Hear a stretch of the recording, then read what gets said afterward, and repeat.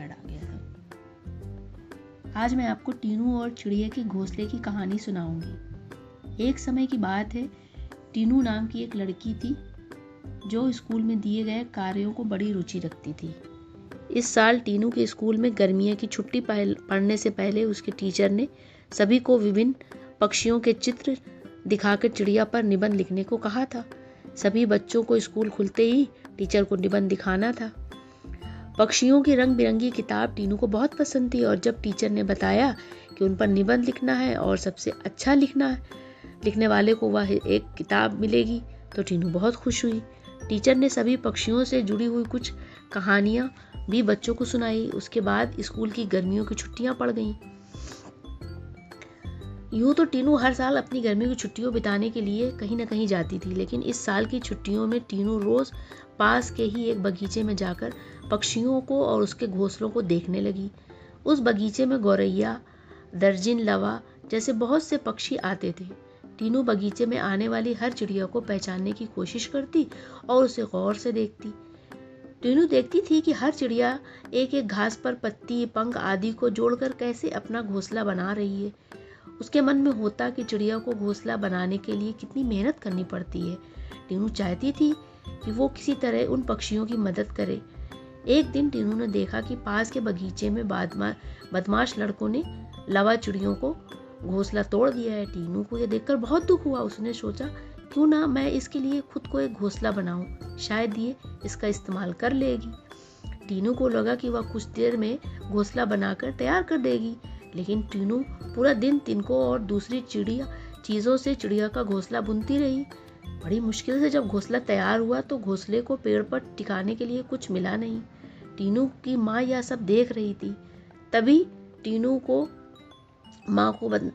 ने माँ को बताया, देखिए ना, मैंने चिड़िया के लिए घोंसला बनाया है, मगर यह उतना सुंदर नहीं है जितना चिड़िया बनाती है। मैंने सोचा था आसानी से एक सुंदर घोंसला बन जाएगा, लेकिन ऐसा हुआ नहीं। यह घोंसला अंदर से काफी कठोर बन गया। क्या आप इसे मुलायम बना देंगी? किसी तरह से टीनू की माँ ने उस घोंसले को थोड़ा ठीक किया था। उसके बाद टीनू ने उस घोंसले को धागे की मदद से पेड़ पर टिका दिया। अब बगीचे में बैठकर टीनू लवा पक्षी को आने का इंतजार करने लगी। वो पक्षी बगीचे में आए तो, लेकिन टीनू द्वारा बनाया गया घोंसला उन्होंने इस्तेमाल नहीं किया। टीनू के साथ उसकी माँ भी बगीचे में आई थी। उसने टीनू को उदास देखकर कहा, तुम परेशान मत हो, अभी चिड़िया घोंसले पर आ जाएगी। तभी एक लावा पक्षी ने आकर टीनू के द्वारा बनाए गए घोंसले को तोड़ दिया। अब टीनू ने मुंह लटका लिया। तब उसे माँ ने समझाया, तुम्हें दुखी होने की नहीं चाहिए।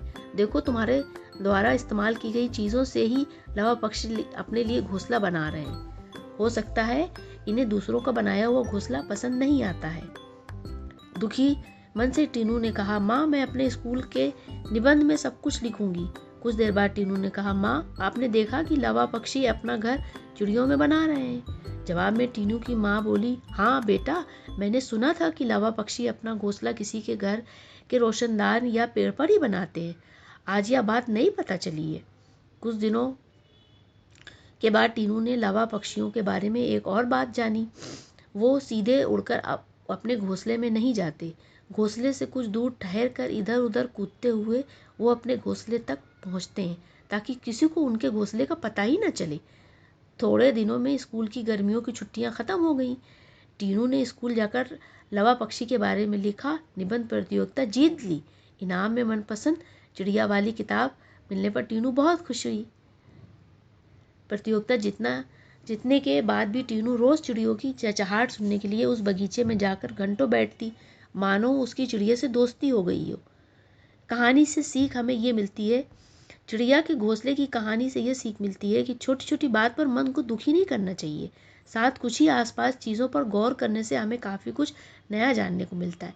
धन्यवाद मेरी कहानी सुनने के लिए। फिर से मिलते हैं, अगली कहानी में फिर मिलते हैं।